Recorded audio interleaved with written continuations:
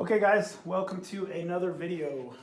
We are covering a new topic today, so I want to make another video for you to kind of explain it, and I'll also give you some additional links to some videos in Khan Academy if you want some extra help beyond what I show you here. So today we're going to do CPM section 8.1.4. So if you're still taking notes and everything, you can get out your table of contents and label it as such. The topic today will be box and whisker plots. You'll probably hear me refer to them just as box plots pretty often throughout the video. It's a mouthful to say all of that, so we'll just stick with box plots, nice and simple. So to start off, I want you to think about this quote for a second. Mark Twain once said that facts are stubborn, but statistics are more pliable. So if you want, you can pause the video and ponder that and see what you think it might have to do with box plots and statistics. But essentially, I want to kind of focus on this word right here, pliable. I think pliable kind of means something is kind of like you can move it around or bendable a little bit, or you can tweak it in some way. And I think that really applies when we're talking about numbers. You know, when we have a set of data, we can often display it in a way that we really want it to be seen. You know what I mean? We can almost tweak the data to show whatever we want it to show.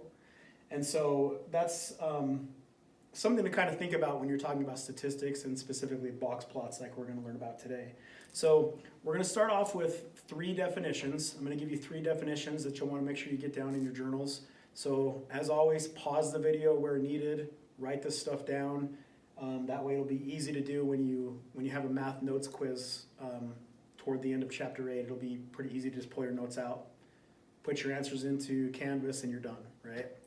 So let's do 3 vocab words, and then we'll kind of go through actually creating a box plot graph.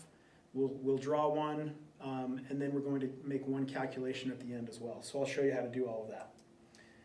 So first of all, write down this definition for box and whisker plots. A box and whisker plot is a graph which summarizes data using the median, quartiles, and extremes of the data. Okay, so I've got an example of a box plot right here. Doesn't mean much to you at this point. It will by the end of this video, but I just want to point out a couple things, okay? First of all, the median, which is one of the things we use when we're drawing a box plot. The median of the entire set of data is represented right here, this line that is in the middle of the box portion of the graph, okay? So that's the median. The other word here that I want to point out is the extremes. Another word for that is the outliers, which we're familiar with outliers. In this case, the extremes are represented by these 2 lines right here. This represents the smallest piece of data and the largest piece of data that we have. And then quartiles, we're actually going to get to next on the next slide. So let me show you that definition. A quartile basically divides a set of data into 4 groups that are roughly the same size. Okay? That's all I'll say about that right now, although we are going to talk about quartiles in depth here in just a moment. So make sure you get that definition down. And then the last vocab word that I want you to get down is interquartile range. And essentially all the interquartile ranges, and we abbreviate with an IQR, it's just another way to measure the spread of data. Okay? So spread, that key word right there, we've talked about the spread in a couple different ways already. We've talked about the range of a set of numbers. We've talked about mean absolute deviation, which was a way to look at how variable are the numbers, how spread out are they. So the way that we calculate the IQR, the interquartile range, is by taking the value of quartile number 3, which we just represent as Q3, and subtracting from that the value of quartile 1, which is represented by Q1.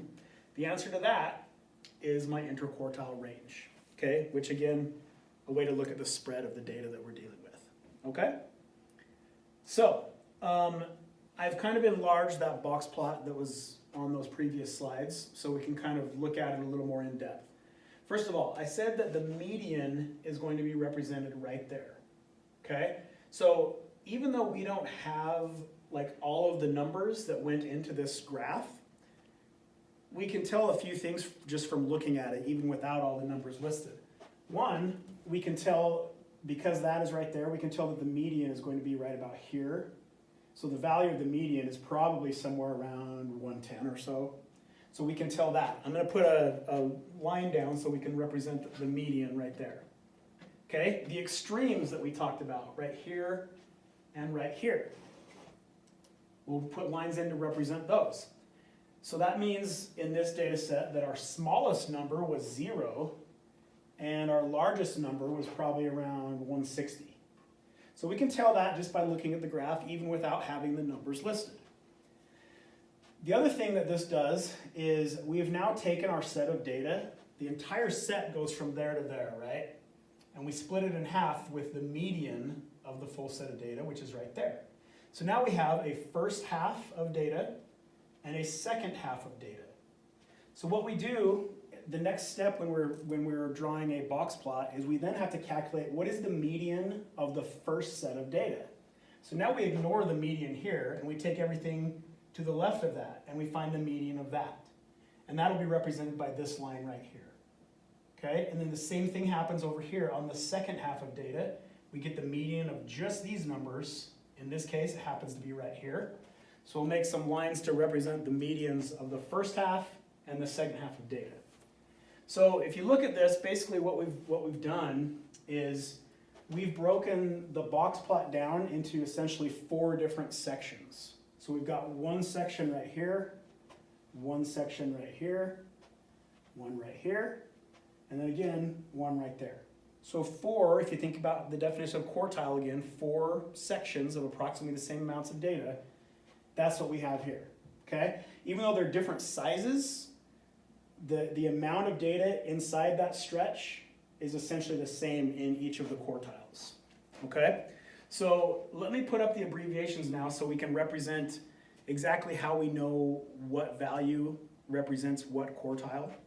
So I'll just go ahead and put all of those up first of all, Q1, Q2, Q3, and Q4. So the important one right off the bat is Q2, okay? We know that Q2 is the median of the entire set of data, all right? Now if you look at Q1 and Q3, those are represented by the median of each of the each half of data, the first half and the second half. And then Q4 is represented by the extreme on the far end of the box plot, so the largest value. So though the quartiles have a specific value, okay? There's numbers within this area over here, but Q1 itself is represented by that line itself, which is the median, which in this case is probably about 90. Okay, hopefully that makes a little bit of sense. If you understand the quartiles, basically you are ready to create your own box plot. Okay, so what I want to do now is kind of go through the steps of how to draw a box plot graph. We're going to practice a little bit. I've given you a set of data here, and to save you a little bit of time, I already put it in order from smallest to greatest. And I can tell you that we have 15 pieces of data right here. Okay, so let's write down some steps that we can take when we are creating a box plot. Okay, step number 1. First thing you want to do is calculate the median. Okay, so calculate the median of the full data set.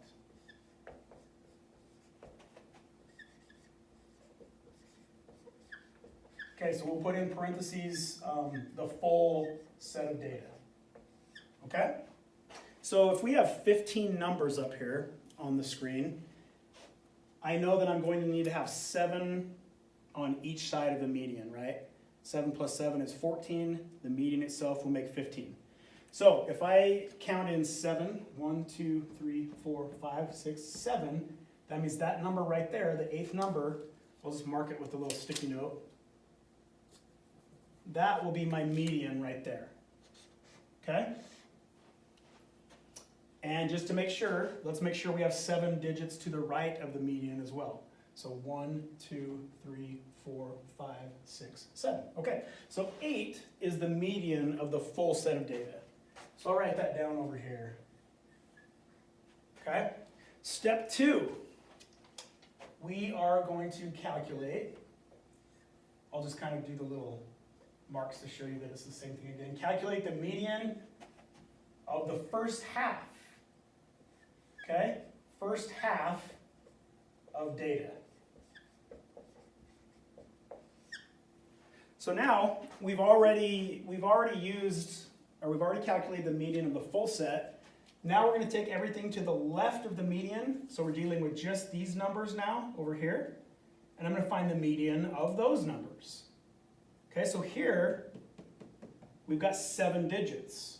That means the 4th digit is going to be my very center number. So 1, 2, 3, 4. So again, we'll mark a little sticky note here. That's the median of my first half of data. And just to make sure, 1, 2, 3, 1, 2, 3. Equal amounts on both sides. So the median of my first half of data will be 4. Okay, so let's write that down over here. So we'll circle those so they stand out a little bit. And then finally, step number 3, we're going to calculate the median of the second half.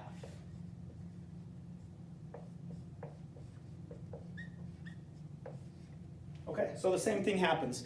Now we take all the numbers to the right of the original median. And now we're just dealing with these numbers. We want to find the median of that set of numbers. So again, we have 7 digits. So we're going to have 3 to the right and 3 to the left. So in this case, 1, 2, 3. There's my median, 1, 2, 3. So 13 is the median of the second half of the data. So right here, this is 13. All right, so now we've got all the pieces of information that we need in order to draw a box plot.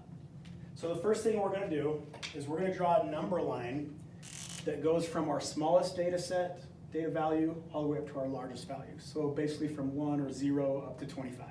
Okay? So I will go ahead and draw a number line here. Okay, we'll just say 0's right there.